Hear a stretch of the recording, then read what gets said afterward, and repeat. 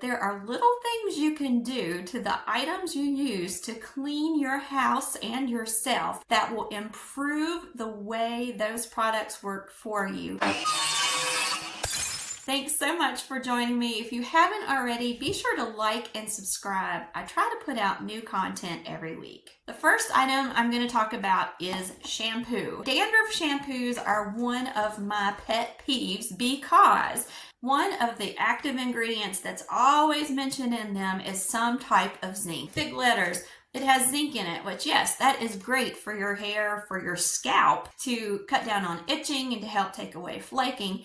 But that is not going to do much good for you when it's all the way in the bottom. And the same is true with a lot of active ingredients in shampoos, hairsprays, soaps, whatever it is, body care.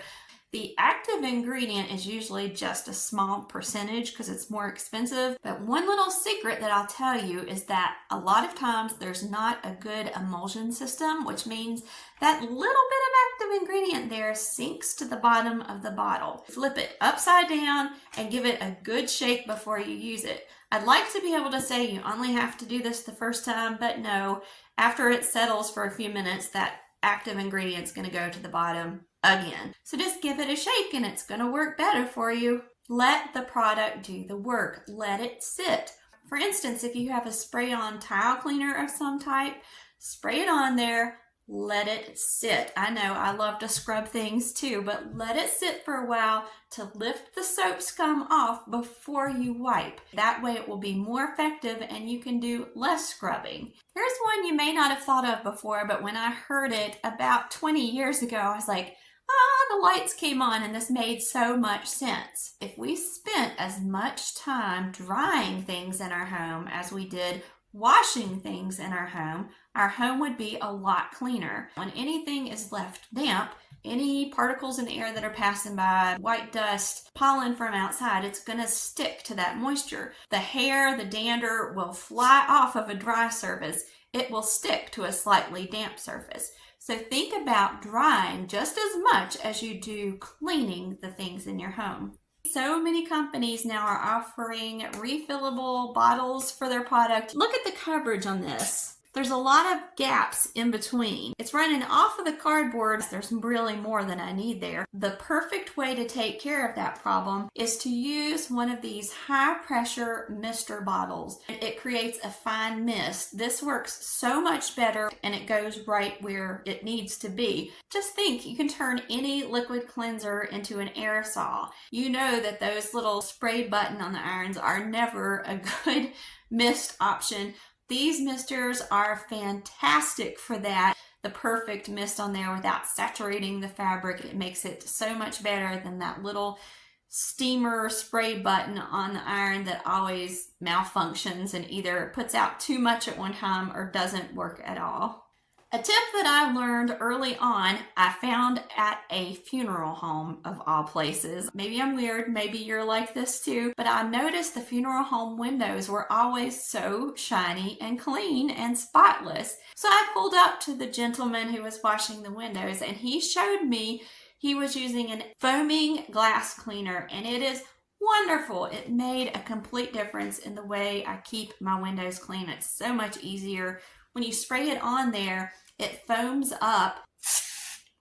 See that? It goes on, it sticks right where you want it, and it really does break down dog saliva where they lick the windows. For whatever reason, dogs do that, or the little noses hit up against there. I can wipe it right off. Game changer. Another great tip that I didn't hear about till it was too late, so I'm going to tell you now before you destroy things. Paper towels are not your ideal choice for anything that is not glass, if it's a shiny surface. If you think about it, paper towels are made of wood scratches. So if you have anything like plexiglass, vinyl, sometimes even the cover on a TV, you've got to be really careful. Instead, you want to use a microfiber towel or a cotton terry towel. And while I've got you here, I'll throw in the next tip. You are always going to get more out of microfiber. That is because it has millions of like tiny fingers sticking out of each little piece of fiber coming out of there to grab onto dust, to grab onto muck, and not let it go. You can literally dust something, shake them, and the dust doesn't fall off. Microfiber always wins in my book. But what about the plain old humble terry cloth towel? I use these a lot of times instead of dish towels. You can get a pack of 16. These are great to use instead of paper towels. How can you make these go longer? I'm so glad you asked. If you fold this towel in half and then half again, you have 1, 2, open it up, 3, 4. I'm going to turn it inside out. 5, 6, flip it over again, 7, 8. If you will simply fold your towels when you're cleaning a surface instead of back and forth, use all 8 of those sides to get more use out of any cleaning cloth. I'm about to head out the door, but I thought of one more thing I had to share with you guys, and that is using a foaming soap pump bottle for your hand soap, for baby shampoo and facial cleansers. Pour a little bit of baby shampoo, your facial cleanser, or your hand soap in the bottom, then fill the rest up with water, kind of gently roll it in your hand, and then you have a luxurious foam. You've used less product, so you make your product last a lot longer and you saved a bunch of money. I hope these tips have helped you guys. Be sure to like and subscribe if you haven't already. I'll see you next time. God bless.